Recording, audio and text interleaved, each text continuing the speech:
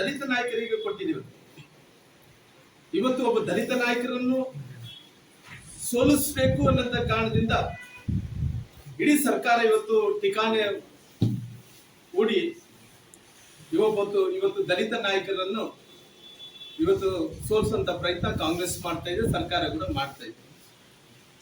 ಯಾಕಂದ್ರೆ ಇವತ್ತು ಇತಿಹಾಸವನ್ನು ತೆಗೆದು ನೋಡಿದ್ರೆ ಸಂವಿಧಾನ ಶಿಲ್ಪಿ ಬಾಬಾ ಸಾಹೇಬ್ ಅಂಬೇಡ್ಕರ್ ಅವರು ಅವತ್ತಿನ ಕಾಲದಲ್ಲಿ ನೆಹರು ಅವರು ಸೇರಿಕೊಂಡು ಅವತ್ತು ಕಾಂಗ್ರೆಸ್ ಅವರೆಲ್ಲರೂ ಕೂಡ ಸೇರಿಕೊಂಡು ಅವತ್ತು ಬಾಬಾ ಸಾಹೇಬ್ ಅಂಬೇಡ್ಕರ್ ಅವ್ರನ್ನ ಸೋಲಿಸುವಂತ ಕೆಲಸ ಕಾಂಗ್ರೆಸ್ ಪಾರ್ಟಿ ಮಾಡುತ್ತೆ. ಇವತ್ತು ಕೂಡ ಈ ಕಾಂಗ್ರೆಸ್ಸಿನ ಸರ್ಕಾರ ಎಲ್ಲ ಸಚಿವರು ಮುಖ್ಯಮಂತ್ರಿಗಳು ಬಂದು ಹಣದ ಬ್ಯಾಗನ್ನು ಹಿಡ್ಕೊಂಡು ಇವತ್ತು ಒಬ್ಬ ದಲಿತ ನಾಯಕರನ್ನ ಸೋಲಿಸುವಂತ ಕೆಲಸ ಇವತ್ತು ಕಾಂಗ್ರೆಸ್ ಪಾರ್ಟಿ ಮಾಡ್ತಾ ಇದೆ. ಯಾಕೋ ಕಾಂಗ್ರೆಸ್ಗೆ ಗೊತ್ತಿಲ್ಲ ಆಗ್ಲಿ, ದಲಿತರು ನೋಡಿದ್ರೆ ಬಹಳಷ್ಟು ಅವ್ರಿಗೆ ಭಯ. ಅವ್ರು ಕಂಡ್ರೇನೆ ಅವ್ರಿಗೆ ಎಲ್ಲೋ ಒಂದು ಕಡೆ ತಳಮಳ ಆಗ್ತಾರೆ. ಯಾಕಂದ್ರೆ ಬಾಬಾ ಸಾಹೇಬ್ ಅಂಬೇಡ್ಕರ್ ನಾವು ನೋಡಿದಂತ ಟೈಮಲ್ಲಿ ಬಾಬಾ ಸಾಹೇಬ್ ಅಂಬೇಡ್ಕರ್ ಅವರು ಸಂವಿಧಾನವನ್ನು ಬರೀತಾರ.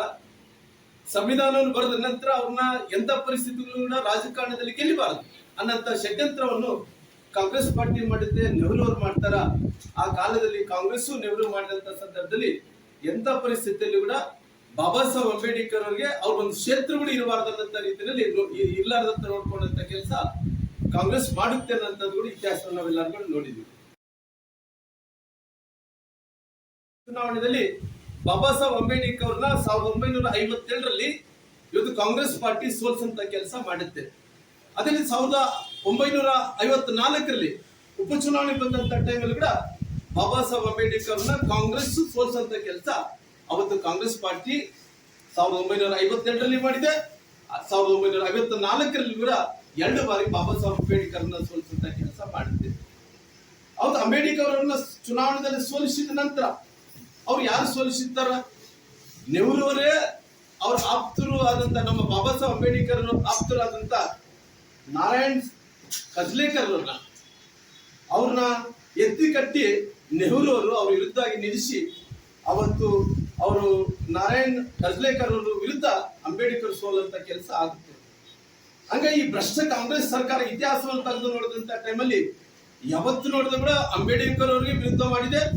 ಅದೇ ರೀತಿಯಲ್ಲಿ ದಲಿತರಿಗೆ ವಿರುದ್ಧ ಮಾಡುವಂತ ಕೆಲಸ ಅವತ್ತಿನಿಂದ ಕೂಡ ಇವತ್ತಿನ ತನಕ ಕೂಡ ಭ್ರಷ್ಟ ಕಾಂಗ್ರೆಸ್ ಸರ್ಕಾರ ಮಾಡ್ಕೊಂತ ಬಂದಿದೆ. ಇದೊಂದು ಐತಿಹಾಸಿಕ ದಾಖಲೆಗಳಿದಾವ, ಇತಿಹಾಸದಂತ ದಾಖಲೆಗಳಿದಾವ. ಆ ದಾಖಲೆಯನ್ನು ಸಿದ್ದರಾಮಯ್ಯರು ಯಾವತ್ತೂ ಕೂಡ ಮರಿಬಾರ್ದು ಅನ್ನಂತ ನಾನು ವಿಷಯವನ್ನು ಕೂಡ ಅವ್ರು ಗಮನಿಸುವಂತ ಕೆಲಸ ಮಾಡ್ತೀನಿ. ಇವತ್ತು ಕೇವಲ ಬಾಬಾ ಸಾಹೇಬ್ ಅಂಬೇಡ್ಕರ್ ಅವ್ರನ್ನ ಇವತ್ತು ಏನವರು ನಾರಾಯಣ್ ಕಜ್ಲೇಕರ್ ಅವರು ಏನ್ ಸೋಲಿಸಿದ ನಂತರ ಅವ್ರಿಗೆ ಕಾಂಗ್ರೆಸ್ ಸರ್ಕಾರ ಪದ್ಮಭೂಷಣ ಅವಾರ್ಡ್ ಅಂತ ಕೊಡುವಂತ ಕೆಲಸ ಮಾಡ್ತಾರೆ, ಪದ್ಮಭೂಷಣ್ ಪ್ರಶಸ್ತಿಯನ್ನು ಕೊಡುವಂತ ಕೆಲಸ ಮಾಡುತ್ತಾರೆ. ಈ ನೀತಿಗೆಟ್ಟ ಲಜ್ಜೆಗೆಟ್ಟ ಕಾಂಗ್ರೆಸ್ ಸರ್ಕಾರ ಅವತ್ತಿನಿಂದ ಇವತ್ತಿನ ತನಕ ಕೂಡ ದಲಿತರು ನೋಡಿದ್ರೆ ಆಗಲ್ಲ, ದಲಿತರಿಂದ ಭಯ, ಬಾಬಾ ಸಾಹೇಬ್ ಅಂಬೇಡ್ಕರ್ ಇಂದ ಭಯ, ಬಾಬಾ ಸಾಹೇಬ್ ಅಂಬೇಡ್ಕರ್ನ ರಾಜಕೀಯದಲ್ಲಿ ಎಲ್ಲೋ ಒಂದು ಕಡೆ ಅಂತ್ಯ ಮಾಡಬೇಕು ಅಂತೇಳಿ ಅವತ್ತಿಂದ ಇವತ್ತಿನ ತನಕ ಕೂಡ ಬಾಬಾ ಸಾಹೇಬ್ ಅಂಬೇಡ್ಕರ್ನ ವಿಷಯ ಹಿಡ್ಕೊಂಡು ಇಲ್ಲಿ ತನಕ ಕೂಡ ಅದೇ ರೀತಿಯಲ್ಲಿ ದಲಿತರನ್ನು ತುಳ್ಕೊಂತ ಬಂದಿದೆ ಅಂತ ವಿಚಾರವನ್ನು ಕೂಡ ಇವತ್ತು ಈ ಗಮನವನ್ನು ತರುವಂತ ಕೆಲಸ ಮಾಡ್ತೀವಿ. ಮಗ ಒಬ್ಬ ದಲಿತ ನಾಯಕ ಇವತ್ತು ಕಾಂಗ್ರೆಸ್ ಅವರು ಏನಂದ್ರೆ ಅಂತ ವ್ಯಕ್ತಿನ ಸೋಲಿಸಬೇಕು ಅಂತೇಳಿ ಒಂದು ಷಡ್ಯಂತ್ರವನ್ನು ಕೂಡ ಮಾಡ್ತಾ ಇದೆ. ಷಡ್ಯಂತ್ರ ಅನ್ನೋದಕ್ಕಿಂತ ಇವತ್ತು ಎಲ್ಲಾ ರೀತಿಯಲ್ಲಿ ಕೂಡ ಎಲ್ಲಾ ವಾರ್ಡ್ಗಳಲ್ಲೆಲ್ಲ ಕೂಡ ಮಂತ್ರಿಗಳು ಬಂದು ಕುಂತಾರ, ಮೂಟೆಗಟ್ಟಲೆ ರೊಕ್ಕ ತಗೊಂಡು ಬಂದು ಕುಂತಾರ. ಇವತ್ತು ಅವ್ರಿಗೆ ಭಯ ಪ್ರಾರಂಭ ಆಗಿದೆ. ಇವತ್ತು ಬಾಗಲಕೋಟೆಯಲ್ಲಿ ಇವತ್ತು ಬಿಜೆಪಿ ಚರಂತಿ ಮಟ್ಟ ಗೆಲ್ಲಿತಾ ಇದಾರ. ಇಲ್ಲಿ ಕೂಡ ಸಮೀಕ್ಷೆದಲ್ಲಿ ಇವತ್ತು ನಮ್ಮ ಸೀನಪ್ಪ ದಾಸಕೆರೆ ಕರೆಯಪ್ಪನವರು ಗೆಲ್ಲಿತಾ ಇದಾರೆ ಅನ್ನೋ ಕಾರಣದಿಂದ ಇವತ್ತು ಕಾಂಗ್ರೆಸ್ ನಾಯಕರು ಎಲ್ಲರೂ ಕೂಡ ಸೇರ್ಕೊಂಡು ಇವತ್ತು ಎಂತ ಪರಿಸ್ಥಿತಿಯನ್ನು ಕೂಡ ಗೆಲ್ಲಬಾರ್ದು, ಒಬ್ಬ ಬಡವ ಶ್ರಮಿಕ ಗೆಲ್ಲಬಾರ್ದು.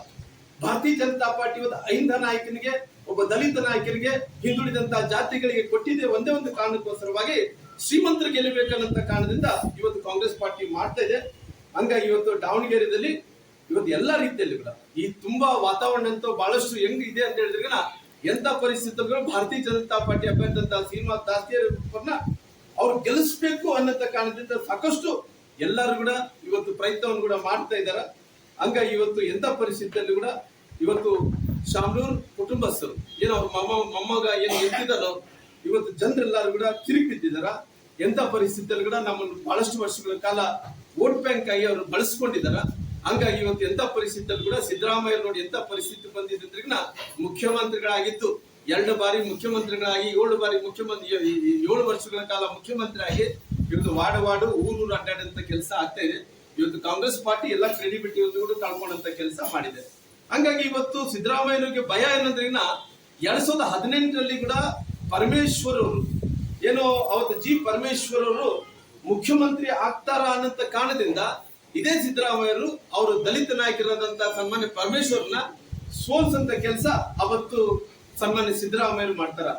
ಅದೇ ಶೈಲಿಯಲ್ಲಿ ಅವತ್ತು ಮುಖ್ಯಮಂತ್ರಿ ಆಗುವಂತ ಸಂದರ್ಭದಲ್ಲಿ ಪರಮೇಶ್ವರ್ನ ಯಾವ ರೀತಿಯಲ್ಲಿ ಸೋಲಿಸಿದಾರೋ ಶಿವಕುಮಾರ್ ಅವರುಗಳ ಎಂತ ಪರಿಸ್ಥಿತಿಯಲ್ಲಿ ಕೂಡ ಕಾಂಗ್ರೆಸ್ ಪಾರ್ಟಿಯ ಅಭ್ಯರ್ಥಿಲಿ ಗೆಲ್ಲಬಾರದು. ಕಾಲಚಕ್ರದಲ್ಲಿ ಅವತ್ತು ಸಿದ್ದರಾಮಯ್ಯರು ಮಾಡಿದಕ್ಕೋಸ್ಕರವಾಗಿ ಪರಮೇಶ್ವರ್ ಸ್ವತಃ ಮುಖ್ಯಮಂತ್ರಿ ಆಗಬಾರ್ದು ಅಂತೇಳಿ ಇವತ್ತು ಅದೇ ರೀತಿಯಲ್ಲಿ ಕೂಡ ಇವತ್ತು ಮುಂದಕ್ಕೆ ಮುಖ್ಯಮಂತ್ರಿ ಆಗ್ಬೇಕು ಅನ್ನಂತ ಕಾರಣದಿಂದ ಇವತ್ತು ಶಿವಕುಮಾರ್ ಅವರು ಎಂತ ಪರಿಸ್ಥಿತಿಯಲ್ಲಿ ಕೂಡ ಕಾಂಗ್ರೆಸ್ನ ಪಾರ್ಟಿನ ಅಭ್ಯರ್ಥಿಯನ್ನು ಗೆಲ್ಲಿಸಬಾರ್ದು ಅನ್ನಂತ ರೀತಿಯಲ್ಲಿ ಎಲ್ಲ ರೀತಿಯಲ್ಲಿ ಕೂಡ ಅವರು ಪ್ರಯತ್ನ ಮಾಡ್ತಾ ಇದ್ದಾರೆ.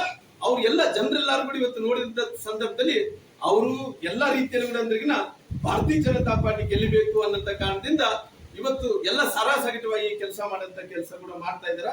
ಇವತ್ತು ಬಿಜೆಪಿಯ ಸಾಂಪ್ರದಾಯಿಕವಾದಂತಹ ಮತಗಳು, ಇವತ್ತು ಸಿದ್ದರಾಮಯ್ಯ ವಿರುದ್ಧವಾದಂತಹ ಮತಗಳು, ಕಾಂಗ್ರೆಸ್ ಮೇಲಿನ ಸಿಟ್ಟಿದ್ದಂತ ಮತಗಳು, ಡಿ.ಕೆ. ಶಿವಕುಮಾರ್ ತಂತ್ರಾದಂತಹ ಮತಗಳು, ಎಲ್ಲಾ ಮತಗಳು ಸೇರಿ ಈ ಬಾರಿ ಕೇಸರಿ ಬಾವುಟ ಆರುತ್ತೆ.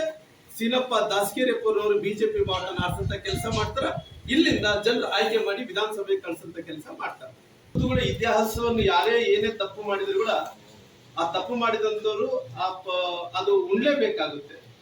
2018ರಲ್ಲಿ ಕೂಡ ಪರಮೇಶ್ವರ್ ಮುಖ್ಯಮಂತ್ರಿ ಆಗ್ತಾರೆ ಅನ್ನೋ ಕಾರಣದಿಂದ ಅವತ್ತು ಸಿದ್ದರಾಮಯ್ಯನವರೇ ಎಲ್ಲ ರೀತಿಯಲ್ಲಿ ಕೂಡ ಅವ್ರಿಗೆ ಬೇರೆ ಪಕ್ಷಕ್ಕೆ ಅಂದ್ರೆ ಅವತ್ತು ಕುಮ್ಮಕ್ಕನ್ನು ಕೊಟ್ಟು ಎಲ್ಲ ಬಂಡವಾಳವನ್ನು ಹಾಕಿ ಅವ್ರು ಏನೇನು ಇನ್ಫ್ಲುಯೆನ್ಸ್ ಮಾಡ್ಬೇಕು ಇನ್ಫ್ಲುಯೆನ್ಸ್ ಅನ್ನು ಮಾಡಿ ಅವತ್ತು ಪರಮೇಶ್ವರನ್ನ ಸೋಲಿಸುವಂತ ಕೆಲಸ ಮಾಡಿದ್ರು. ಇವತ್ತು ಎಂತ ಪರಿಸ್ಥಿತಿಯಲ್ಲಿ ಕೂಡ ಸಿದ್ದರಾಮಯ್ಯರು ಅದನ್ನು ಮುಖ್ಯಮಂತ್ರಿಯಾಗಿ ಮುಂದುವರಿಬಾರದು ಅನ್ನೋ ಕಾರಣದಿಂದ ಅವ್ರ ಮೇಲೆ ಏನು ಅವತ್ತು ಮಾಡಿದಂತ ಏನು ಇವತ್ತು ಷಡ್ಯಂತ್ರ ಇವತ್ತು ಅದೇ ಕೆಲಸ ಶಿವಕುಮಾರ್ ಮಾಡುವಂತ ಕೆಲಸಗಳು ಮಾಡ್ತಾರೆ. 18 ಅಲ್ಲ ಸರ್, ಬಿಜೆಪಿ ವಿರುದ್ಧ ಬರ್ದು ಅಂತ ಹೇಳಕ್ ಹೋಗಲ್ಲ. ಯಾಕಂದ್ರೆ ಇವತ್ತು ದಾವಣಗೆರೆಯ ಬೆಣ್ಣೆ ದೋಸೆ ಬಹಳಷ್ಟು ಪಾಪ್ಯುಲರ್, ಬಹಳಷ್ಟು ಫೇಮಸ್. ಅದೆಲ್ಲ ಕೂಡ ಒಂದೇ ಕುಟುಂಬಕ್ಕೆ ಸಿಗಬಾರ್ದು, ಒಂದೇ ಕುಟುಂಬದ ಹೊಟ್ಟೆ ತುಂಬ್ಕೋಬಾರ್ದು. ಈ ಇಲ್ಲಿದ್ದಂತ ಮತದಾರರು ಕೂಡ ಬೆಣ್ಣೆ ದೋಸೆಯನ್ನು ಅವ್ರು ಕೂಡ ಹೊಟ್ಟೆಯನ್ನು ತುಂಬಿಕೊಳ್ಳುವಂತ ಕೆಲಸ ಆಗ್ಬೇಕಾಗಿದೆ. ಅಲ್ಲಿ MLA ಆಗೋದು